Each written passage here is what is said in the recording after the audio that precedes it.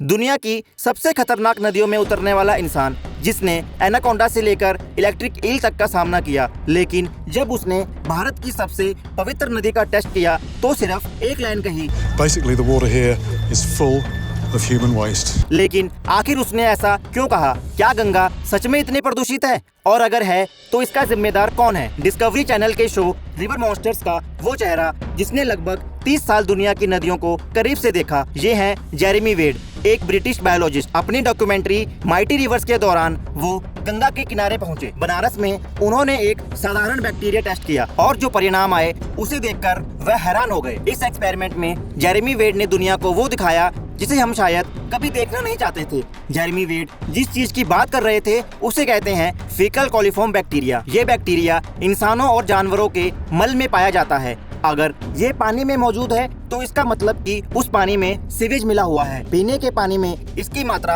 आदर्श रूप से 0 होनी चाहिए और CPCB यानी सेंट्रल पॉल्यूशन कंट्रोल बोर्ड के अनुसार नहाने योग्य पानी में इसकी सीमा 500 MPN प्रति 100 मिलीलीटर से कम होनी चाहिए। लेकिन जेरेमी वेड के किए गए एक्सपेरिमेंट में इसकी मात्रा 80,000 प्लस MPN प्रति 100 मिलीलीटर में पाई गई और गंगा के कुछ हिस्सों में यह स्तर उससे भी ऊपर दर्ज किया गया, यानी सुरक्षित सीमा से 160 गुना ज्यादा। लेकिन जेरेमी वेड ने यह कोई नया खुलासा नहीं किया। यह आंकड़े भारत का सेंट्रल पोल्यूशन कंट्रोल बोर्ड और देश के वैज्ञानिक सालों से रिकॉर्ड करते आ रहे हैं। फिर भी समस्या खत्म क्यों नहीं हुई? क्योंकि गंगा के किनारे बसे कई शहरों का अनट्रीटेड सीवेज आज भी सीधे गंगा नदी में पहुंचता है। सरकार ने नमामि गंगे मिशन शुरू किया, हजारों करोड़ रुपए खर्च हुए, सीवेज ट्रीटमेंट प्लांट्स बनाए गए, कुछ जगहों पर सुधार भी देखने को मिला, लेकिन कई शहरी इलाकों में आज भी वही समस्या मौजूद है। गंगा सिर्फ एक नदी नहीं है, करोड़ों लोगों की आस्था, संस्कृति और जीवन इससे जुड़ा हुआ है। लेकिन एक सवाल है,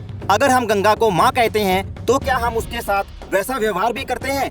विज्ञान और आस्था एक दूसरे के दुश्मन नहीं है। नदी को पवित्र मानना गलत नहीं, लेकिन उसे साफ रखना शायद उससे भी बड़ी भक्ति है। जेरेमी वेड ने जो सवाल उठाया है उसका जवाब अब हमें देना है। आपकी क्या राय है? कमेंट में जरूर बताइए।